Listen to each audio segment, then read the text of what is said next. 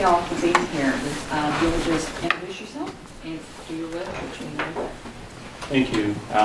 It's interesting being up here, knowing so many of you actually sit at this table. I sit in these community rooms all the time. It's actually kind of one of the tastes. It's kind of weird, but good to see some friendly faces. So, good afternoon, Senator Jordan, Representative Dreyer, members of the Fulton County General Assembly Delegation. My name is Andre Fields, and I serve as the Political Director for Verified Action. At Verified Action, we promote fair elections in Georgia and around the country, encourage voter participation in elections, and educate voters about elections and their voting rights. Verified Action brings awareness to the public on election reform, advocates for election reform at all levels, and engages in targeted voter registration and other voter outreach programs and communications.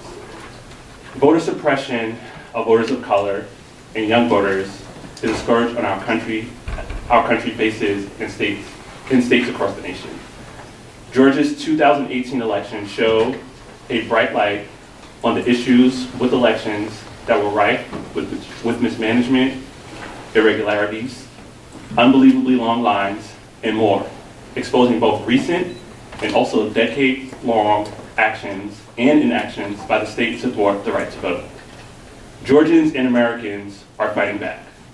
Verified Action engages in voter mobilization and education activities and advocates for progressive issues. In addition, Fair Fight has mounted significant programs to combat voter suppression in Georgia and nationally. I would like to thank the delegation for inviting us to participate in this hearing today to address how we can ameliorate the issues we see with our elections as opposed to simply calling out the issues that have been problems.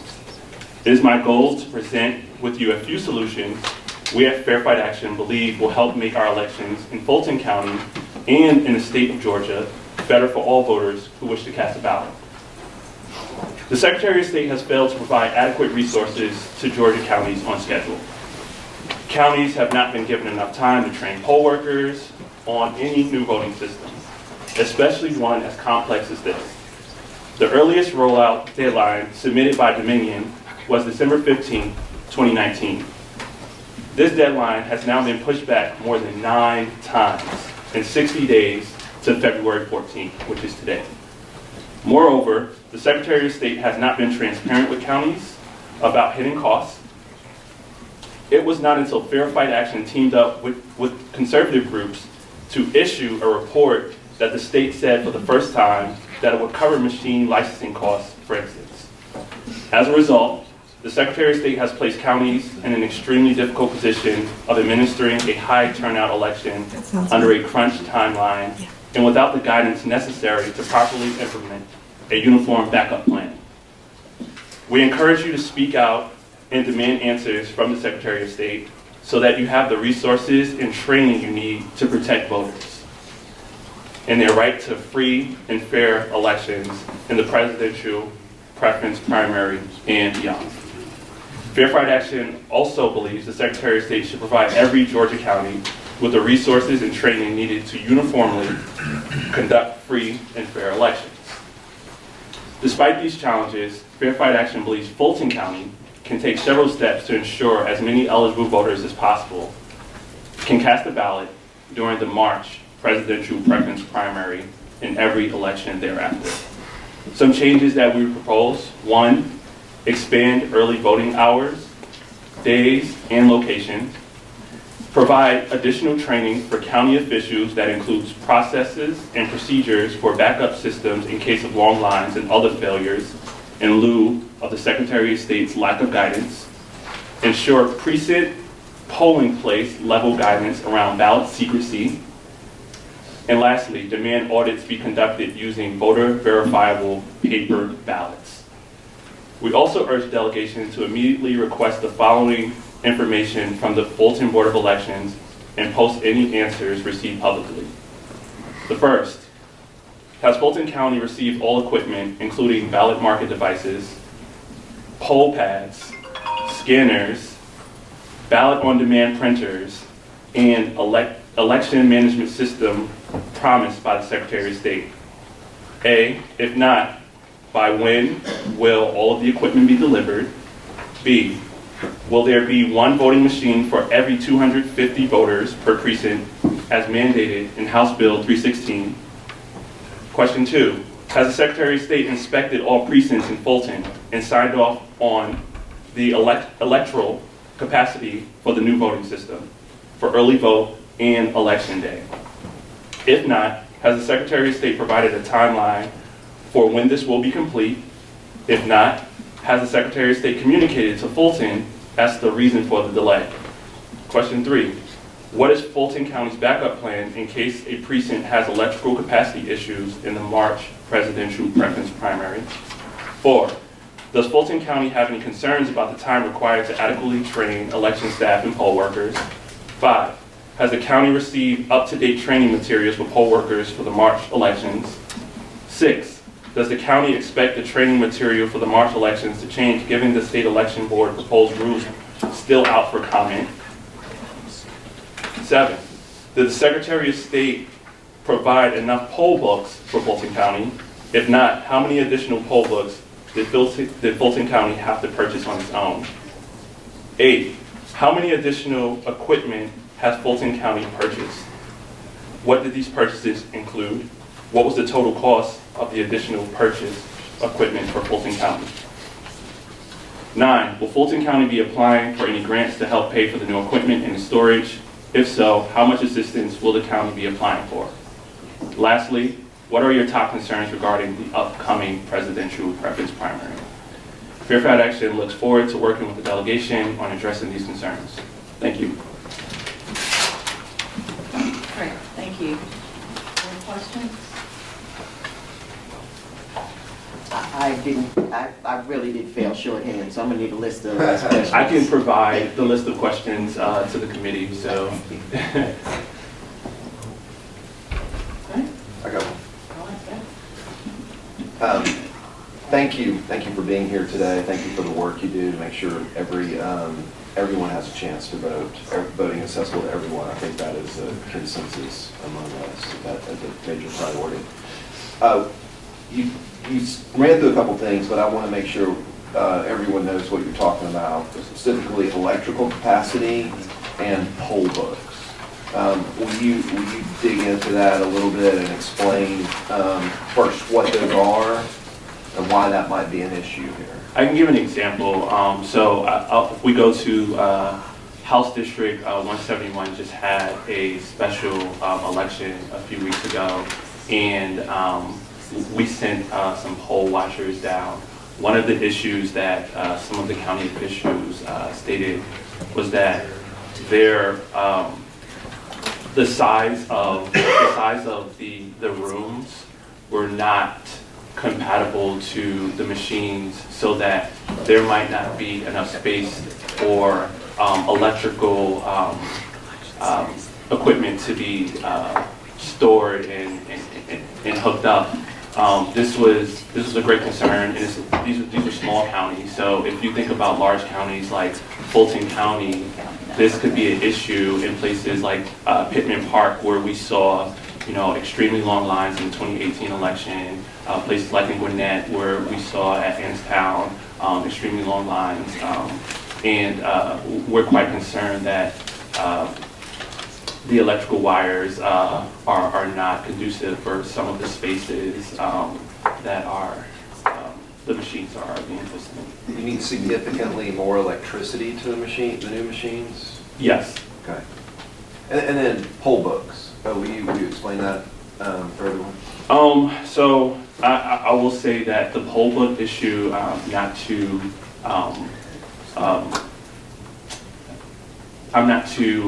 well versed on to speak on that issue. One of my colleagues who works in our voter protection department, she is much more versed on the poll book issue.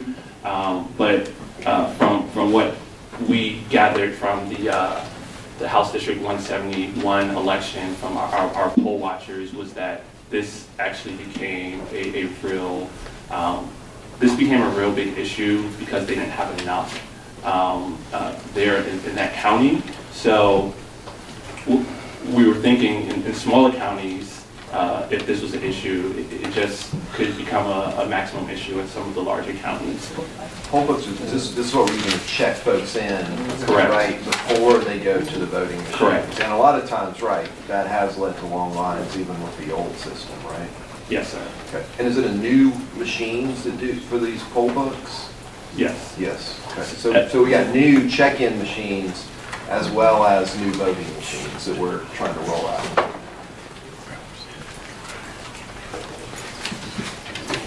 So a number of failures at poll pads in elections in 2019, excuse me, as well as pilot counties all had problems, as we have seen.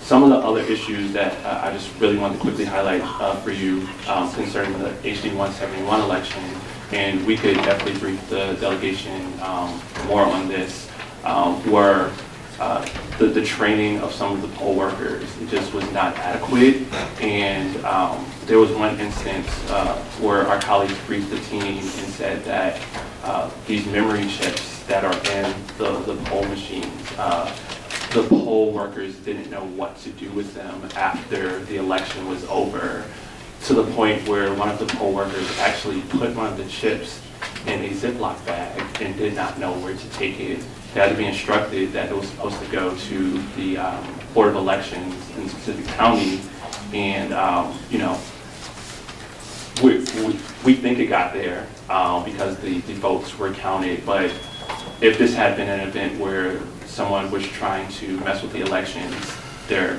could be questions that, you know, arise. So to be clear, all the votes for that particular machine were stored on that On that memory card. card, correct.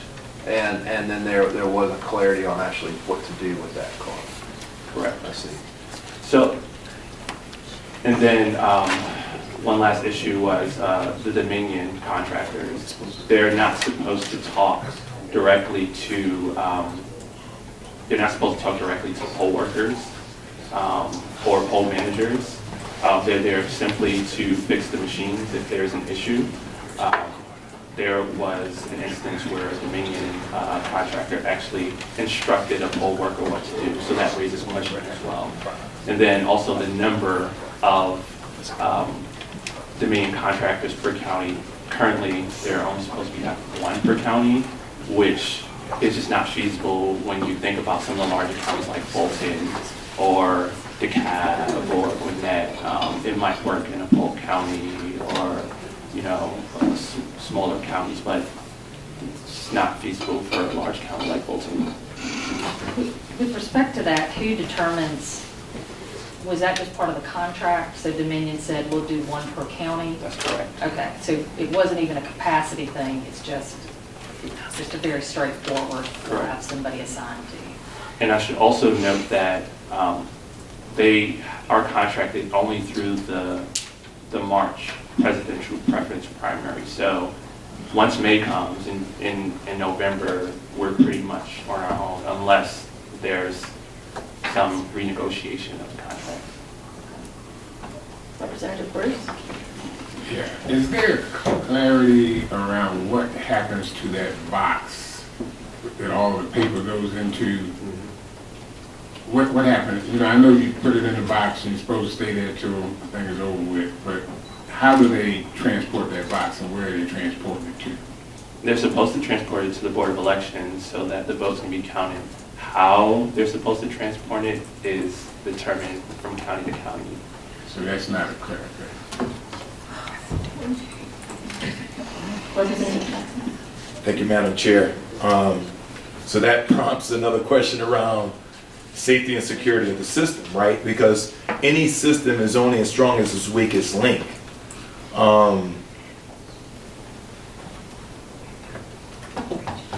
So if the paper ballots are not properly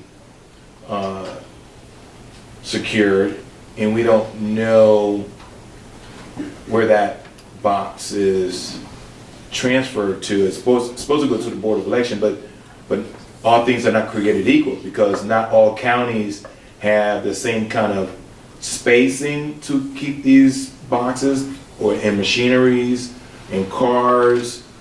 Training again is another aspect. that we continue to relearn after every election. And we try to have this model, right? The law of averages saying, well, and we're not expecting to see the same kind of turnout that we did in 2008 or 2012. So we're building in into the process some faulty mindsets, right? So I guess the question is, what should be the right procedure for all counties? Because it's one thing to, as we continue to look at things for Fulton County, but what about other counties, and how are we using best practice sharing to make sure that all 159 counties give our citizens the comfort that we're securing their votes, right? And that we have trust in the system. And I think the other aspect, Madam Chair, that we need to get some answers from the Secretary of State, right? Because it's one thing for nonprofit organizations to sort of, blow the whistle on these things, but the person that's responsible to help us in the General Assembly to make sure that all 10 million plus Georgians are comfortable when they go and submit their vote, that their vote, one, would be counted, but two, is properly handled, so that way we don't have the Fair Count and Fair Fight and the ACLU and all the other organizations saying that we continue to relearn the same lessons election after elections. Thank you. Senator Williams? Thank you, Madam Chair. I have a question around your observations down in House District 171. I have done several of the new voting machine demonstrations throughout my district to make sure that people had an opportunity to experience them, vote on them, and be better equipped when they go to vote for the presidential preference primary. And there are additional steps, so it's going to take more time. Did you notice like an additional backlog or an additional delay, or what was the time frame in a voter coming into, I'm here to cast my ballot, and going through each step to walking out of the door? Since these were smaller counties, the process wasn't that difficult. I think it was more so of some of the poll workers not really knowing the process or being comfortable with the process themselves. But in terms of voters moving through, we didn't see a significant problem with that there in those counties. Thank you. Okay, I don't see any more questions. Thank y'all very much. Really appreciate it. Thank you.